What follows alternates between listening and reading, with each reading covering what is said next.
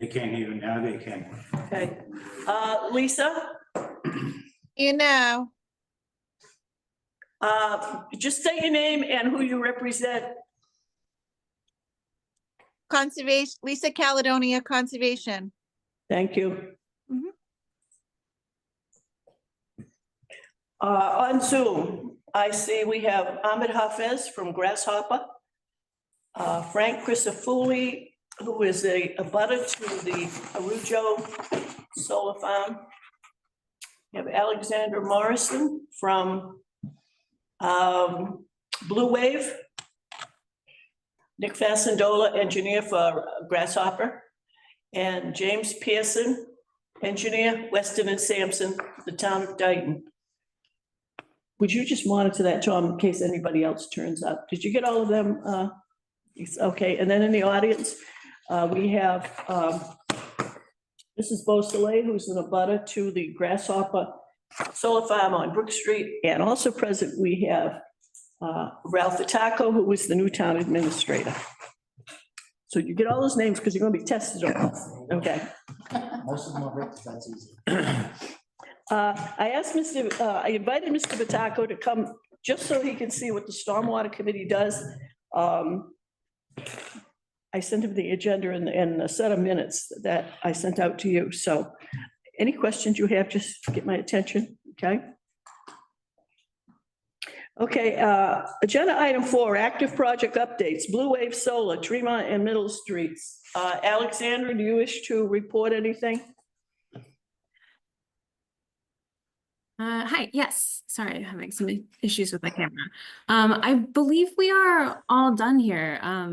We've closed out with Concom, so I think just the question today is if there's anything else with stormwater that is needed, or if are we able to, oh, there it goes. Are we able to close it out today? Or if anything else you all need on your end? Mr. Pearson, is there anything that you or Mr. Reardon are waiting for from this solar farm? For the Blue Wave Solar, no, I don't believe we are at this point. Okay, Alexander, have you gone live yet as far as testing goes? Yes, I believe the site has been operational. All right, has the building commissioner issued your certificate, COC? Yes, and we have that filed. That should be all taken care of. Okay, does anyone from the committee have any questions about Blue Wave Solar, Middle and Tremont? If not, I'll entertain a motion to approve this project as completed. So moved. We have a motion. Is there a second? Second. We got a second. Any discussion? All in favor? Right. Opposed? Abstentions? Vote is unanimous. Alexandra, who's going to be, did we lose her? No, I'm here. Oh, it says, under your picture, it says Nick Fasandola, and I know you're not Nick. I don't know. Who's going to be the local contact for maintenance and things like that? Like if we get the 200-year rainstorm and there's problems, who's the contact on site or near here or something? Yeah, so that will be through Blue Wave. I can contact them to get the whatever phone number, email, and send that all out to you. I can make sure that you all have that information. Okay. Is there anything else happening relative to the planting up there? I believe, to the best of my knowledge, I believe everything should be finished. I don't think too much is going on. I know that Blue Wave was looking to, right, they're going to have the dual use for crops, but I think at this time of year, I don't believe anything's going on. But again, that would be through them and their farm manager. I think they were going to replace, Nancy, weren't they going to replace some of the trees that had died? I know there are dead evergreens in places along the berm. I haven't been up there recently. Is the ground cover good everywhere? I realize it's been like a desert everywhere, so.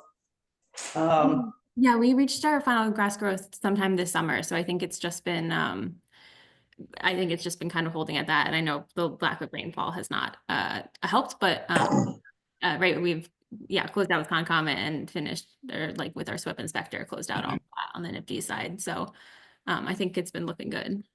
Okay, very good. So if anything comes up or any contact, you can get in touch with me or Lisa or Tom Ferry. And we'll get back to you as needed, okay? Of course, thank you. Yeah, and I'll make sure to get the contact information for who to go to for maintenance questions. Okay, thank you. Mr. Vitacco, just for your information, this solar farm is going to be a partially agricultural solar farm in that one section. Has the panels high enough off the ground so they can actually cultivate under them with the tractor and whatever. So this is really new for us, and maybe for the area too. But this is kind of unique, so just something you're aware of that makes it different from our other solar farms. Agenda item 4B, MACS. This is the solar farm behind Arujo's. Mr. Pearson, is there anything you're waiting? I think there were plans that were being waited, you were waiting on at one time. I believe there was some discussion about some as-built that would be forthcoming at some point. So yeah, we've had no action on that project at this time. So you're still waiting for the as-built? I believe so, yes. Okay. Been quite a while. Yeah, all summer long at least. I'll get in touch with Pete Warren and find out what's happening, because he's the contact person that I've had. Does the committee have any questions on the solar farm behind Arujo's? None here. Mr. Christofouli, did you wish to comment? I do. Absolutely. Thanks for your time. Francis Christofouli, 1730 Wellington Street here in Dayton. Just to let you know, I've continued to have water problems. Obviously not for the last couple of weeks because we had no rain. But the last rainstorm that we had, I did have seepage into my basement. And I'd also like to ask and bring up the topic that I brought up in the spring in terms of plantings.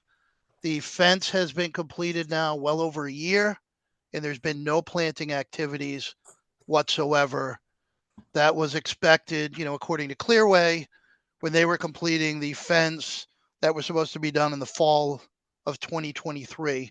So now we've gone a complete season. And, as we get into the winter, I'm sitting at my desk, I can see it, clear as day, just based on the massive amount of cutting that's been done. So I'd like to get an update on that. And So the plantings were to be along the fence? Correct. Are we Yeah, talking? per the plan approved by the planning board. Okay, It was also agreed by Clearwater and Signal that in the event that there was still some, site, that they would work with me to provide additional plantings. That was in a meeting that I had with Todd Pillings and Roz, probably at this point, 2.5, 3 years ago. So I'm just a little disappointed that, they're looking for final approvals. And in my opinion, that part of the project has not even been started and obviously not complete. okay. I will follow that up when I call Pete Williams for the plans. Okay. The Stormwater Committee is not at the stage of final approval because we need information from our engineers, and since they're waiting. Understood. Okay? Okay, all right. I'll add that to the list of things to communicate to Pete Warren about. And I do appreciate the folks on Tremont Street, they planted trees right away to obviously, provide the buffer for the neighbors and not the eyesore. Anything else on MACS behind Arujo's? Mr. Vitacco, this is the largest solar farm we have in the town so far. Agenda item 4C, 102 Sunny's Way, drainage. Mr. Ferry, would you give us an update on that? So the resident and the contractor has been very responsive. They're trying to work with the Conservation Committee. I believe they're meeting this week. Because of the time frame and the severity of the problem that's on the. We were out there yesterday. Phase 1 has been started. The sidewalks already been repaired. They only went as far as they can, staying out of the jurisdiction area and in conservations. And So is the Concom going to act on that at their next meeting, or is there going Yes, to be a tomorrow report tomorrow night? Did the inspection go well? Well, it was just a site visit and we talked to the owner and Okay. the engineer and, you know, they Okay. got a pretty good plan and Yeah, they seem very responsive, like just to exactly what Tommy said. okay, so we do have some housekeeping we need to do on to finalize our connection permits and whatnot. They're well aware of it. As you're aware, yeah, I mean, the chairman is talking offline. I gave the chairman from Board of Health a heads up too. So we have some housekeeping to do on that, the actual permit, and they're gonna be very, very responsive. So they know they can't finalize the connection until conservation permits been finalized. But we're in good shape, ready for the winter, and should take care of the urgent need also. Yeah, do you think this is going to be done before winter? Assuming that the Concom issues are addressed, they'll be able to dig this property up and put this pipe in and, Yes, it's at the minimum, at the maximum, it's a week project, but they should be able to do it within a couple days, okay, pending the green light and whatever orders and conditions, if they are orders and conditions. I don't think RDA does order conditions though. They're very willing to accommodate whatever conservation. yeah, he's like, just tell me what I need to do, you know, Exactly. very responsive. You know, you can tell the difference between, I'm learning the different residents that will gladly do whatever needs to be done. okay, so we'll we'll put this on the agenda for next month. Not to hold up anything, because they're making progress all along, but by then, Concom will have met, and we'll know how that all came out, and I would think we can just vote then and just say, you know, but it may be done by then. Right. Okay, any questions from anybody on the drainage project at 102 Sunny's Way? This project is being done at the expense of the property owner. Because they're tying into a town drainage system, we voted to give them a waiver and allow that to happen because there's no other solution. So they've applied for the permit. Mr. Ferry has all the guidelines that we voted and accepted when Mr. Pilling was here. So we'll talk about this, maybe this will be the last time next month, okay? 0 Elm Street, Mr. Ferry. Oh, that's mine?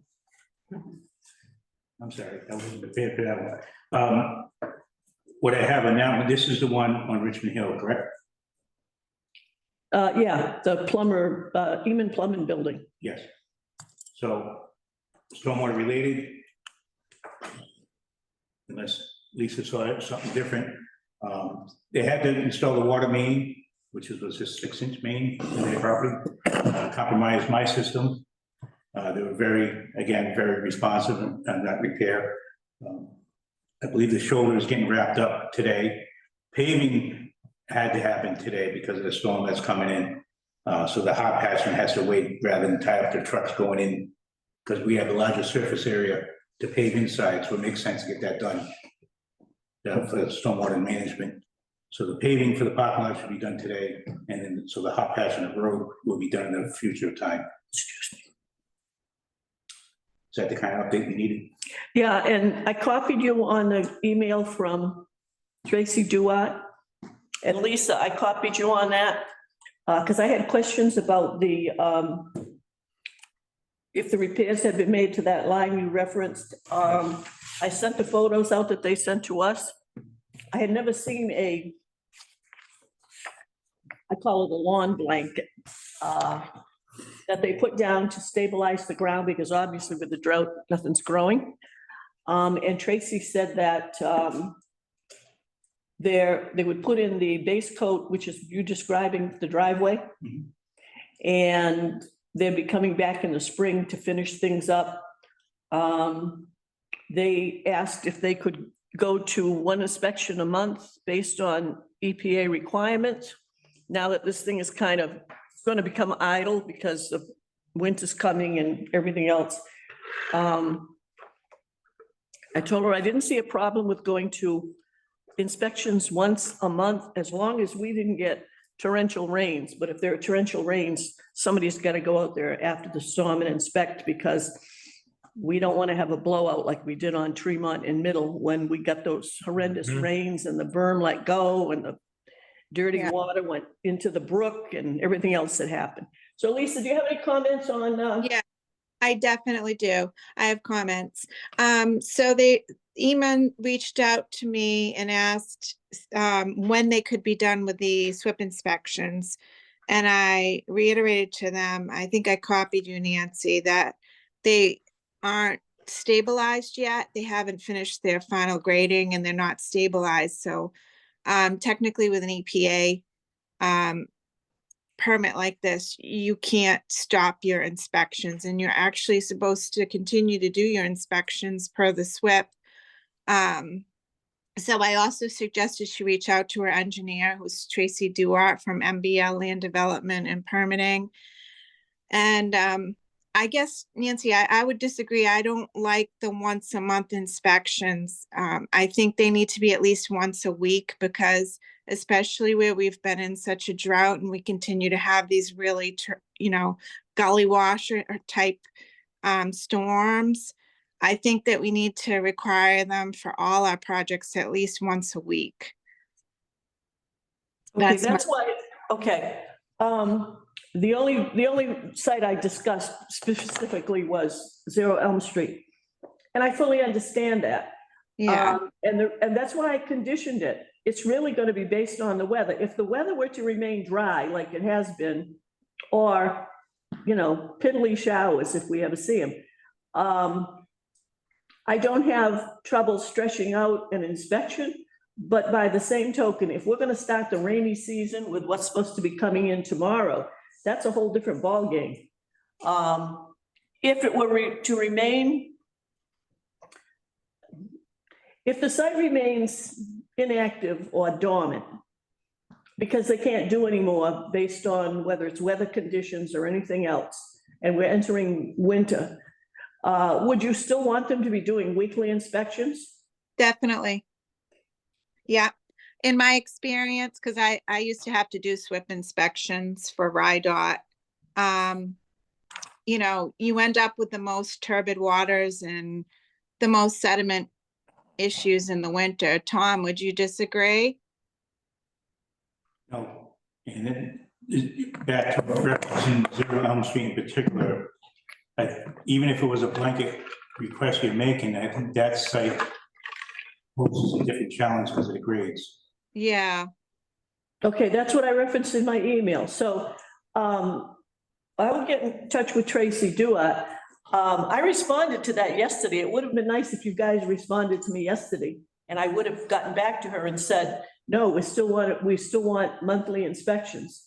sorry, Nancy, I'm only part-time. I mean, I must have left for the day by the time you wrote the email. Sorry. I'm not anytime at all, so I'm 7. Don't tell me about your schedule. I'm not interested. I am not interested in talking about people's work schedule, because I don't have one. It's 24/7 when the phone rings or I open the emails. Yeah, But I don't again, have my notifications on like that. Sorry. I will certainly get in touch with Tracy Duart. As I said, that's why I put the condition on it, because I didn't have a response. So I will take care of that. I will copy you guys on it. And we'll go from there, okay? Anybody on the committee have any questions or comments? Okay, so I will make a note to send an email to Tracy and say we want weekly on that one.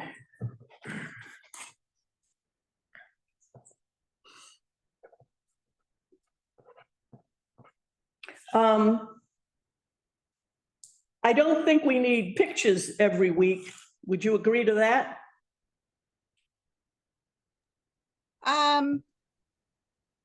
Well, I'm How- thinking of it. how are we gonna know inspections are being done? How are we gonna know? You remember all the pictures we got on some of these? It was the same pictures over and over and over again. simply because the site didn't change, and I'm thinking of the big solar farm behind Arujos. I mean, I matched some of those pictures and finally wrote and said, when were these pictures taken? I'm looking at the same pictures. There isn't one new blade of grass on the ground. So, what I'll condition as part of this email is that we want a couple of pictures, at a minimum, after a rain event, all right? Tom, are you shaking your head yes or saying no? I'm agreeing with you. I don't know about the every 2 weeks. I mean, every week. I'm happy with 2 weeks, but. I mean, How about every 2 weeks and after an event of 0.25, a quarter inch or more is a typical inspection. A typical inspection is supposed to be once a week and after a significant rain event. So precipitation event. So why don't we say every 2 weeks and after a quarter inch? Does that work for everyone? I'm gonna put down whatever you guys tell me. Tom, a quarter inch, half inch, what is it? Quarter inch is fine. 4 inches in an hour, that makes a difference. Well, it also depends if it's a gentle rain or if it's a gully washer. So, because I did mention in that email about the place that I described is not in a location that is as steep as where this building is on Richmond Hill. And yet we still had the problem with the berm blowing out. So I will get in touch with Tracy Duart and I'll copy you guys on it. Yeah, so they're looking at least 7 months. Well, that's possibly zero. Before we get something that grows, that'll stay there. Yeah. So my understanding is this blanket thing is going to stay on the ground. Depending on the type, yeah, but that's still, the thing with that is you don't know what scouring is happening underneath it. Those are nice and help. You can't see what's going on underneath. Yeah, but if you have enough scouring, what you're going to have is a sagging blanket. So you're going to know this, the land under it has disappeared down the road. Further down, right. Okay. Okay. Agenda item 4E, Hunters Hill. Mr. Pearson, do you have anything on Hunters Hill? I do not. Mr. Ferry, anything? Nope. Nobody's here from Hunters Hill. Okay, I don't have anything new. This will be on the agenda next month just for a project report or update if something comes up. As long as this project is viable, we'll keep it on the agenda unless for some reason it's absolutely nothing's going to happen except they're going to build their homes or whatever. Lisa, are you all set with Hunters Hill at the conservation level? Yes, I mean, we have some ongoing permits with them, so we actually have a new filing from the Johnson family for a single family lot up there. But yeah, I mean, we'll be monitoring that. They need to also continue to do their SWIP inspections, which I think there's been a gap, and I don't know if you've received them, but I mean, I'm not receiving them every week like we asked. I have not seen SWIP inspections for Hunters Hill for a while. Right. So, and that's a requirement in the SWIP. So I guess I'm a little concerned about that, you know. I'll follow up with Evan and we can, I'll copy you on the emails. Okay. And copy Tom also, please. Okay.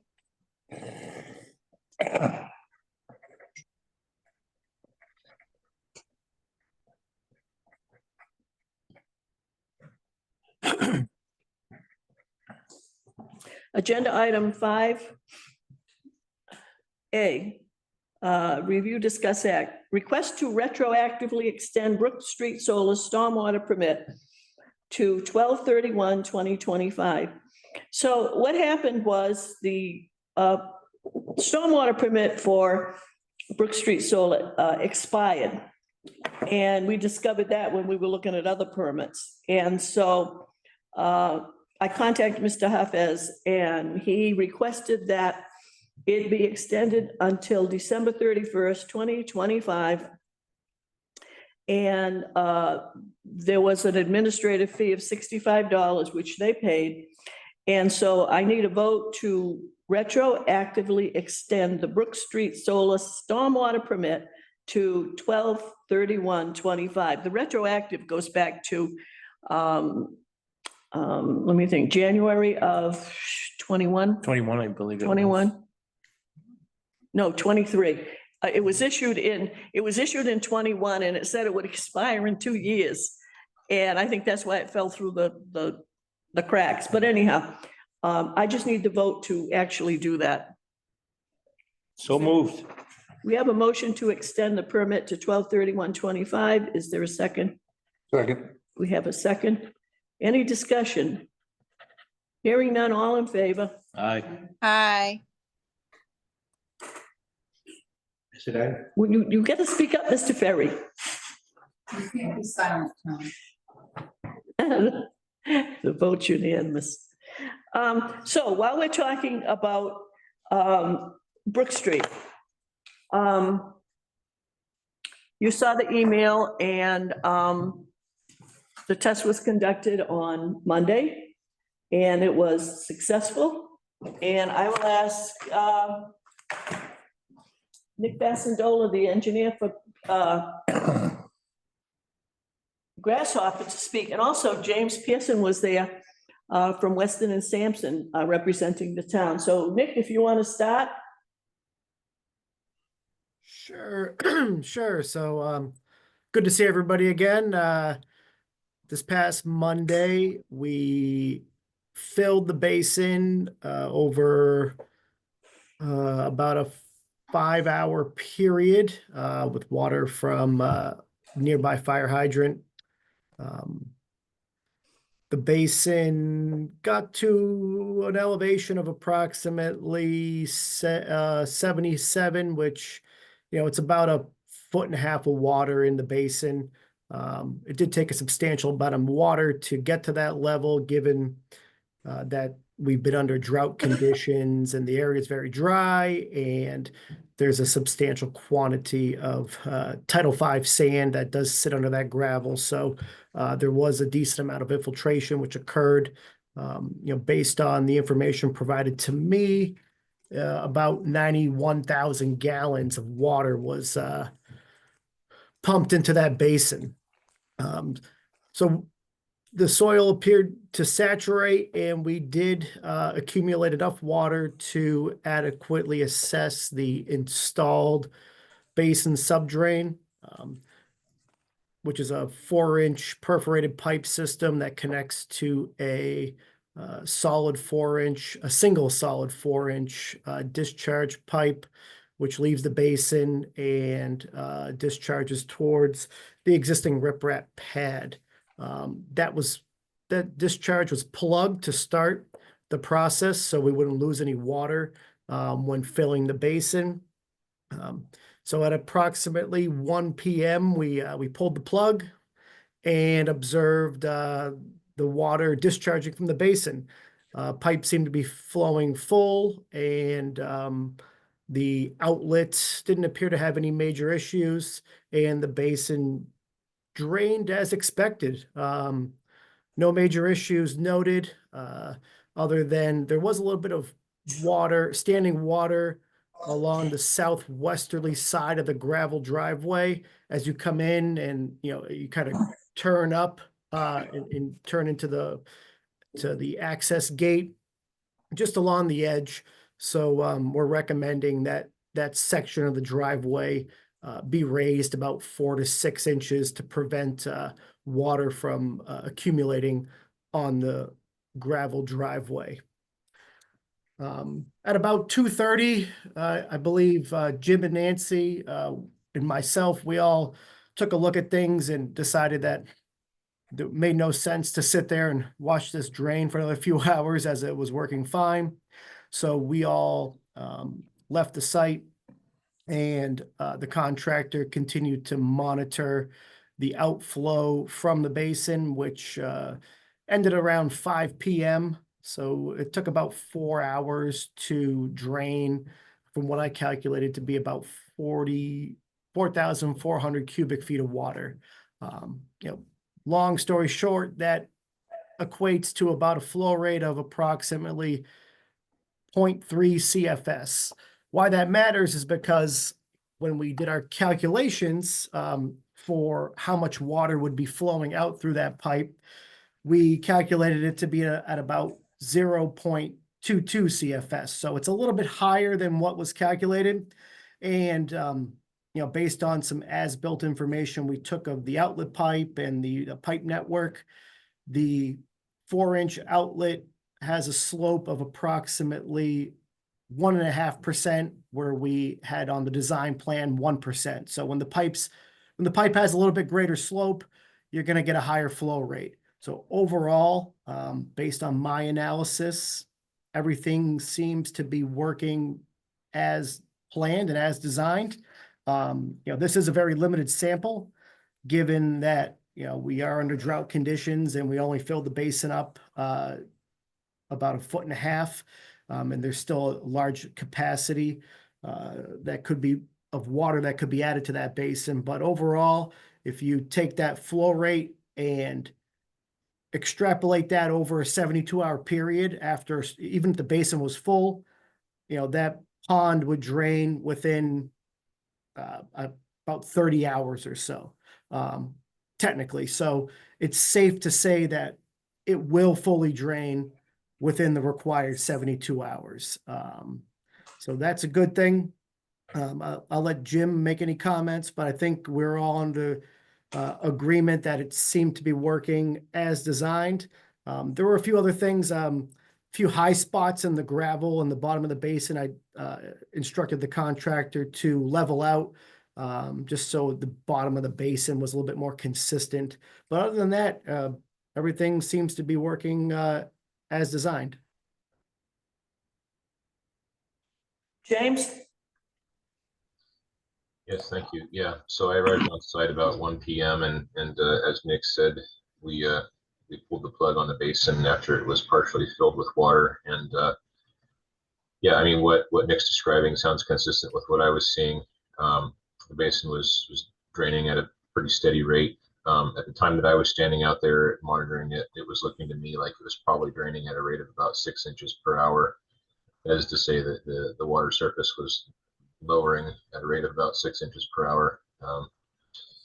So, based upon the time that it sounds like the pond fully drained, that it sounds like, give or take, roughly the rate it was draining, and I don't see any concerns with this pond draining within 72 hours as it's required to do.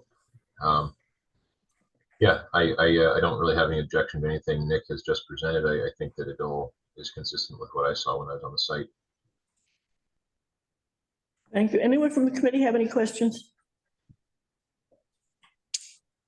I'll just comment that when I got to the site, which was, as Mr. Pearson said, he and I arrived there about the same time, around 1 o'clock. The contractor pointed out the tip of a rock sticking out of the water.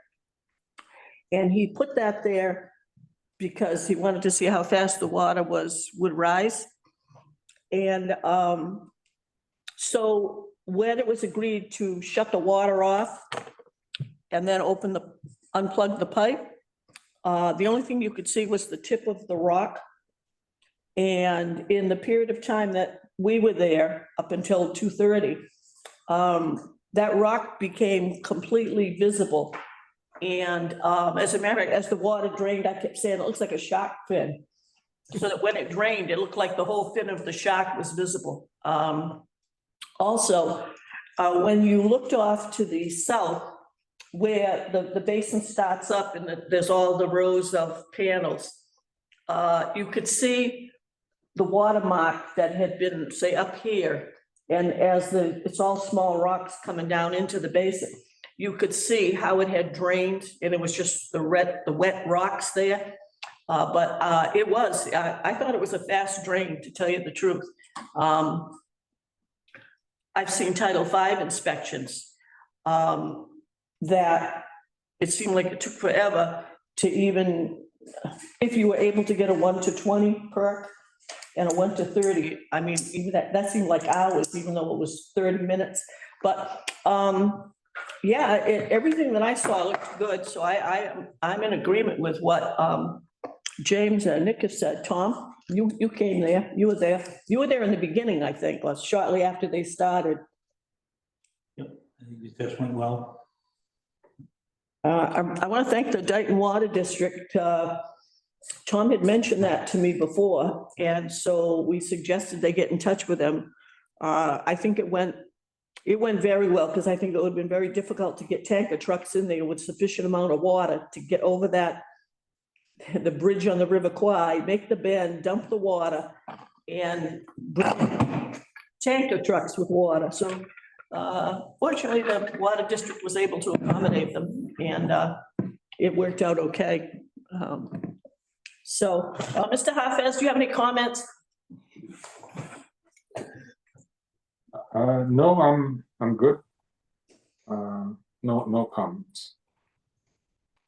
Okay, Mrs. Beausoleil, did you wish to speak? Ryan Beausoleil, 1680 Pine Street. Just out of curiosity, did the water run down Brook Street? Oh, I should have said that. So when I was leaving the site, my car was parked on the north side of Brook Street. So as I was going towards my car, I walked over the bridge and walked parallel to the drainage ditch. First of all, I stopped at right where the bridge connects to the road. And there was a good stream coming down into the ditch. And I followed the ditch all the way down past the pipe that goes under that first driveway and down to about across from where my car was. It flowed very smoothly. It didn't puddle. It didn't back up. It didn't overflow. I think the ditch is deceiving because it's got all grass and stuff growing in it. You don't realize how deep the ditch is because that water was moving. I mean, if I hadn't seen it, I would have heard it. And I think it's because the ditch was so deep. So that the ditch is deceiving in that its capacity to hold water is kind of hidden because of vegetation. So yes, I checked that to make sure. And as it went under the driveway, that drainage pipe that's under that guy's driveway, there was not backup there either. So did you see any of that when did you get a chance to look at that? Okay, all right. So it never enters the street. Right. Which again brings me to ask the legality of draining someone else's property water on someone else's property.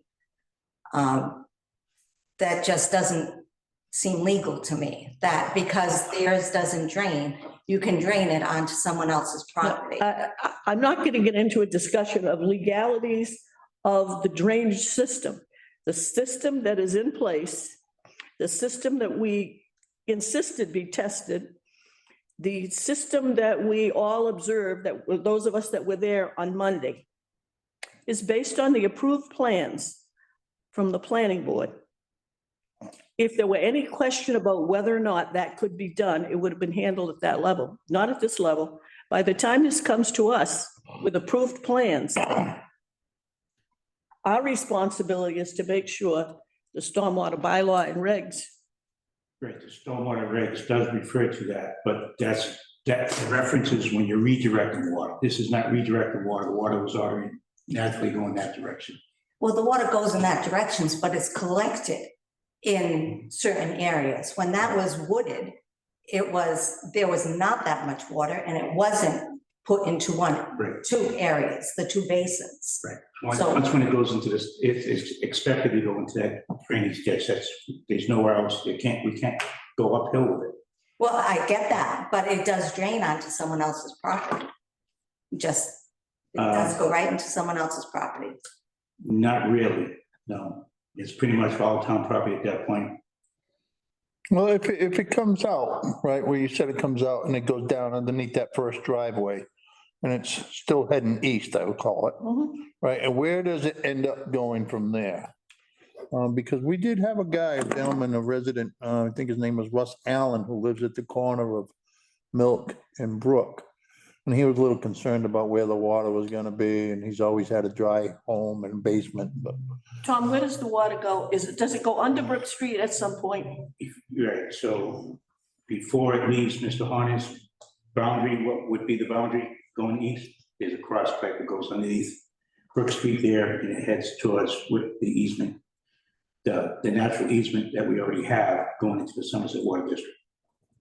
oh, so it crosses back under Brook? Yes. Okay, so that, it takes it away from, You mentioned that water heads to that same culvert, it comes west. yeah. Right. Okay. And just a question for Lisa. I know I had mentioned the swale when they did the planting, which are dead now, a lot of them. But did you ever have a chance to look at that swale to see if that machinery happened to flatten it out? Yeah, there was no real evidence of that when I was out there. I didn't see any real disturbance. So, yeah, I mean, yeah, so I didn't see a problem with any of that. If I had seen, vegetation that wasn't supposed to be disturbed in there, I would have made note of that. I did look to make sure that all the areas that they cleared were outside the 100-foot buffer zone as well, so. They're gonna be coming to conservation tomorrow night for us to discuss the stormwater basin improvements. And so I think you got that abutters notice, right? I did, yes, thank you. So you're welcome to come to that meeting as well. Oh, I'll be there. And one more question is, not to you, Lisa. But if they didn't have a permit, how come they were allowed to work on the basin? Because we weren't aware it had expired. Right, it expired, and they were still allowed to work on it. Did they Because, have to have a permit? because we were not aware it had expired. As soon as we realized it had expired, I got in touch with Mr. Hafez and said, we have found out your permit expired. You need to apply for a retroactive extension. The reason why the date goes out to December of 25 is that we know in the foreseeable future, depending upon the growing season and the planting season and all those other seasons we have to contend with, they'll have to go back and do replanting or the kind of stuff that will need to be done if more trees die. I know there are trees there that have to be replaced. So I told them to go far enough out, extend it far enough out so we would anticipate, they would anticipate the kind of work they might have to go back and do, okay? Now, I also checked with the building commissioner and said to him, the stormwater permit has expired. I'm going to recommend that they apply for reinstatement, retroactive too, and I looked up the date and it's on the permit. I don't have the permit with me. But I need to know if this were a building project and a building permit expired, what would you do? And he said, if it expired and we didn't catch it, but the work had continued, we wouldn't say to them, oh, wait a minute, you got to start over because the work continued. He says, that's the case here. The project has been worked on continually. In the case of a building permit, if somebody starts building a house and disappears for 2 years and the permit expires, that's a whole different ballgame. When was it that you found out it was expired? I'm going to say right after the last stormwater meeting. Then they worked on it since then. Excuse me? Then they've worked on it since then. Yes, because it was a continuing project. And based on what the building commissioner told me, since it was an ongoing project, I said to him, if this were a house, what would you do? And he said, I would say you've got to get a retroactive permit renewal. And I said, I'm going to tell them to extend it far enough out to cover if they have to do plantings or, I don't know, whatever is required down the road.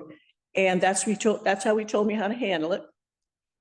He also said that if this were a building project, that he would not charge a full building permit fee again.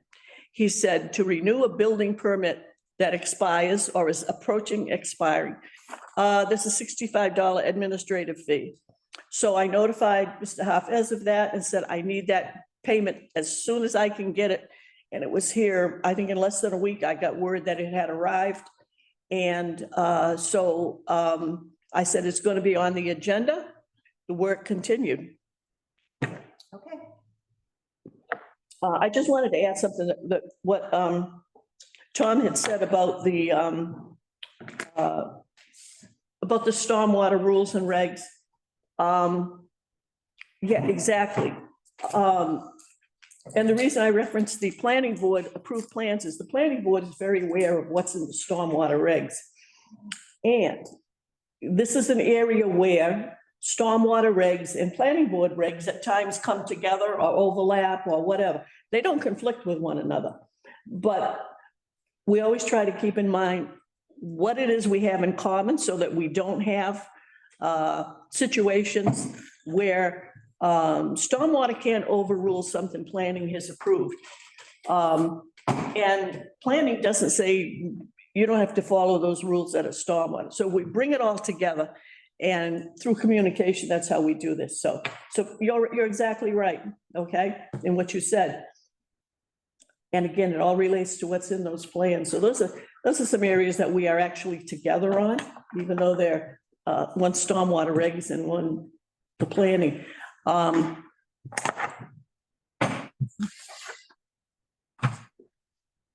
Okay, does anyone else have anything on Brook Street Solar that they want to comment on? Anybody on Zoom? Okay, so I guess The only thing I wanted to say was that I'm happy to see that the stormwater is gonna be, management's gonna be improved out there. It's about time, and thank you, Ahmed, for, getting this done. thank you, Nick. Thank you, Mr. Pearson. Yeah, Been a while. Are we done with them? Well, we haven't seen Ahmed smile yet. He's got a smile. Where you at, Ahmed? That's better. There you go. Merry Christmas if I don't see you, sir. Stormwater's involvement with Brook Street will be, if problems arise, for the time being, yeah, we're sort of done unless a problem arises. The other thing we're going to need from Ahmed is the name of the local contact who's going to provide maintenance, because it's got to be maintained. The basins can't grow up into woods and trees and stuff. If something happens, bunch of trees are blown over or something and have to be replaced, who's going to do that? Who's the local person? So but for all intent and purposes, it goes back now to Concom, and there may be something for planning to do. And of course, the building commissioner's got to get involved. So we'll have it on the agenda, but it may be nothing new to report, just so that we can keep track of it to see where it is with other boards, if it's wherever it's going. And when Jim Aguirre gets back, he may give us an update on where he is with the project and the COC and all that stuff. Okay, I'd also like to thank Mrs. Boisele and her husband for being persistent and staying on top of every little thing that happened over there, because you've been our eyes and our ears for a lot of the problems. And we appreciate that. Thank you. Yeah. Okay, so agenda item 6A. Another request from New Leaf Energy. I think I told you at the last meeting. I know it did, because Woody said, what is this doing on the agenda? It hasn't come to planning. So a different individual attempted to contact me through the assessor's office. And this request was to have a meeting or a conference or a discussion, whatever you want to call it, so that they could get the technical information on how to come before the Stormwater Committee to talk about this potential battery storage project off of Main and Lane. I didn't get back to the individual. it's the same answer. They've applied through Concom for the initial. They haven't gone to the planning board, so there's no sense about talking to Stormwater because it's got to go to plan. When planning approves it, we can look at it. But if they would like to come in and just sit at a meeting, I mean, you're not going to learn anything that's not already in the regs. And in meeting with planning on Concom, they always say to a developer, make sure you check with Stormwater. But we're further down the calendar, the time schedule. And my other concern is that when the first request came in, that individual informed me it had to be at least a 30-minute teleconference, and not going to happen. And I said, well, if this were even considered, I would do it in Mr. Ferry's office, because I'm not going to meet, I'll talk to anybody one-on-one, because you end up with she said, he said, and we know that's a waste of time. So anyhow, my position still has been, procedure is work things through. You're talking to Concom, go to planning board, get that ball rolling. And we'll at the appropriate time, Stormwater will get involved. Okay. Thank you. Right. Interesting thing is, I think I told you the first time I met this gentleman was at a Concom meeting, and I had to kind of chase him out the door and give him my assessor's card with the name and phone number and say, when you're ready to talk to Stormwater, get back to me. I mean, he had no time at all. And then all of a sudden, we got to have conferences. Well, no, that isn't going to happen. So I'm hearing also about battery storage on Oak Street, which I believe came up at the Concom meeting that same night. And now I'm hearing about 2 other potential sites in town for battery storage or solar farm. And that was through the assessor's office. Nothing definite yet, but I'm hearing about properties somewhere on or near Miller's Lane as a potential site. Maybe something around Chestnut North Street, but again, nothing definite. Sometimes developers just contact the assessor's office to check things out, and maybe nothing happens, but there was an indication that that's what they could be looking for. So we'll just wait and see what happens. The 2025 calendars, the pictures and all that are at BP. I don't know if they're going to make the date in time for the Saturday after Thanksgiving. It's going to be very, very tight because I lost almost 2 weeks to get the if I don't have them for lights on, I will still get them out because they'll be in all of the town buildings. They'll be in the post offices. I will get them out somehow. The thing is, I'm supposed to have them at a public event, so I'll have to figure that out. But we will, if I can't count that as a public event because I'm not really having an event, we'll probably do something at Cow Chip next year, because that'll be the last event just before the reporting year, June 30th ends. So I still have Cow Chip to do something next year. And while I'm talking about that, at the Lions Art Festival, I gave away 100 of the coloring books that I showed you that we got off the EPA website with the crayons. We gave away all the rest of the bags we had, and I could have given away a few hundred more if I had them, and all of the grippers. So we'll be coming in with a proposal to buy the shopping bags and the grippers. I got to see what we got in our budget. So the money for the calendars was encumbered against last year. So the calendars are going to be paid for, but I got to look to see what we have. Got to talk to my budget director, Mr. Ferry, to see what we have and what kind of a price we can get for the shopping bags, and the grippers are very popular. We do have a supply of Dighton discs, AKA Frisbees. Yeah. So I've got those that I can give out at cow chip.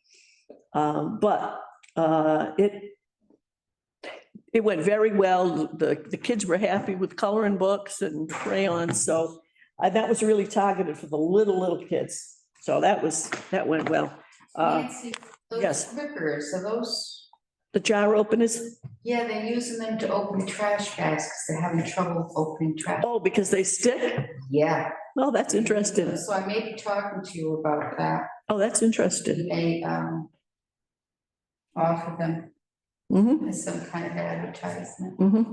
Mm-hmm. It's like when you go to Hannaford's, if you don't grab one of those things to clean your hands when you're going in, I usually grab the bags that put produce in and head for where they spray all the stuff, because you can usually get your hands wet, or go over to where the flowers are, get your fingers wet so you can get those open, but. Well, Liz showed me something today. What you do is you get a little bit of scotch tape, put it on one side, a little scotch tape on that side, they open right up. Spit will do it too. Yeah, I know. But Not that I do that at Hannaford's. In my own house, I might do that. I don't do that at Hannaford's. You got your hands. Approval of the minutes for September 18th and October 16th. So October 16th is, excuse me, not October 16th. That should have been changed. I printed an old, I'm reading an old agenda. We made the change. The minutes that were to be approved are September 18th, 2024, and the site visit to 2162 Horton Street. And these aren't minutes per se, they are site visit notes. And as you know, in the past, when we've had site visits to look at properties, and this was the final inspection that was requested by the property owners. So we did conduct it. We have a record of it that we visited and everything looked okay and who was there. So I need a motion to approve the minutes for September 18th and the site visit notes of October the 2nd. So moved. We have a motion. Is there a second? Second. Got a second. Any discussion? Hearing none, all in favor? Aye. Does that smile mean? Mr. Thomas. I voted. Heather, please note Tom smiled. Do we have any anticipated items? Anything anyone wants to mention that you can think of that we should have on a future agenda or anything like that? Public input? We don't have any public. Yeah, Mrs. Goulart, this is Francis Crisafulli. I do Okay, have go ahead. some public input, actually now listening to the circumstance on the Brook Street Solar project and permit expiration. Excuse me. I'd like to understand the current permit status for the MACS project at Arujos. Are they under permit? Is it expired? Do you have no clue when it will expire? I'm gonna have to look it up. I don't have anything with me for MACS, but I will check it out. And I would, as a resident, obviously permits are important.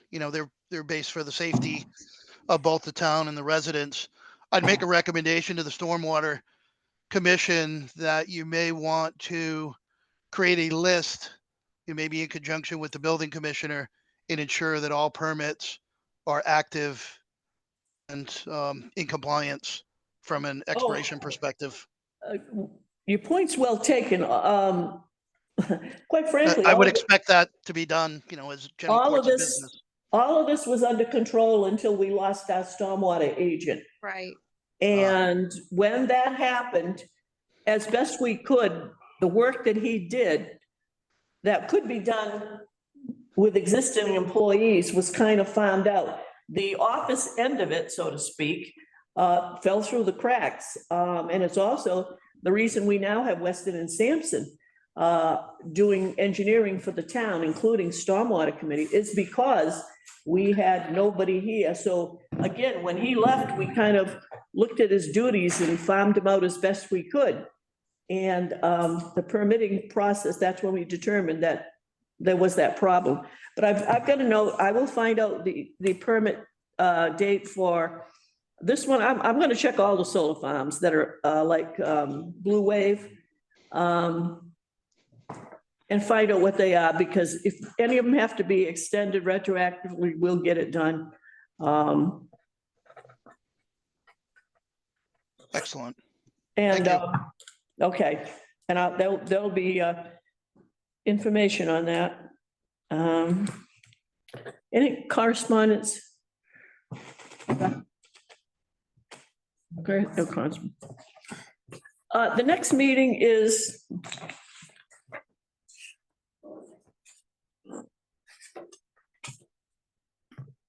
December 18th.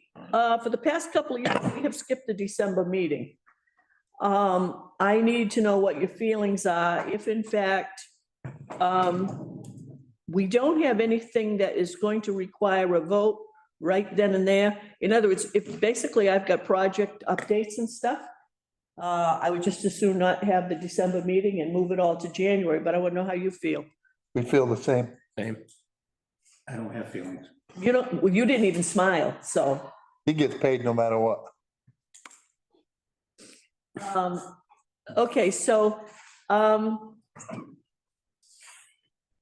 gonna leave it then that the meeting, right now, our next meeting is going to be January the 15th at 1 p.m.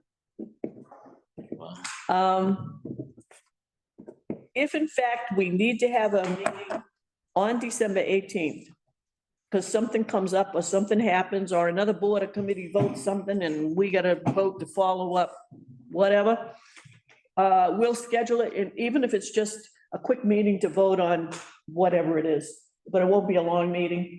So I'm just gonna leave it there for right now, and we can post something if we're going to have it, or we'll post a notice that the December meeting has been canceled. Does anybody else have anything else to bring before the board? So I hope to have calendars. If I don't have them, you know, I didn't get them in time because of the kids' schedule at BP, but calendars will be coming out. They will be available in all the public buildings, the post offices, and the people I ambush on the street, okay?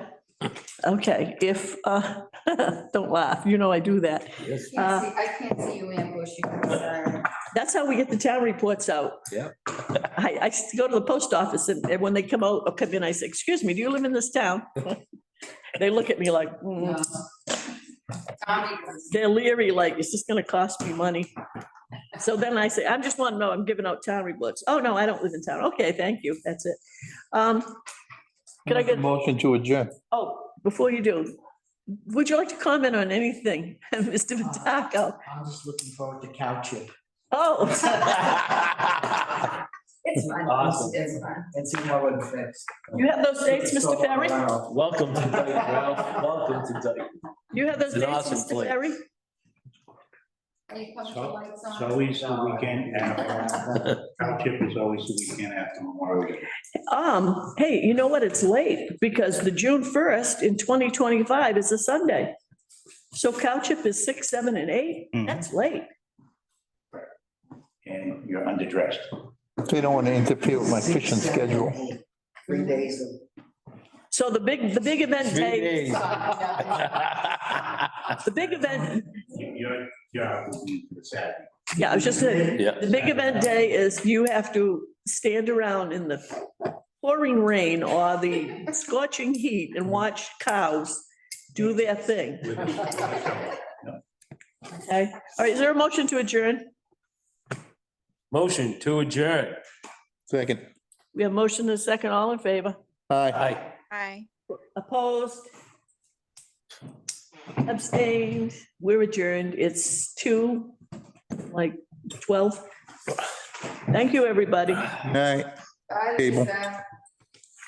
Nancy, I just wanted to let you know, I went on my Blue Mail, my Outlook, and I don't have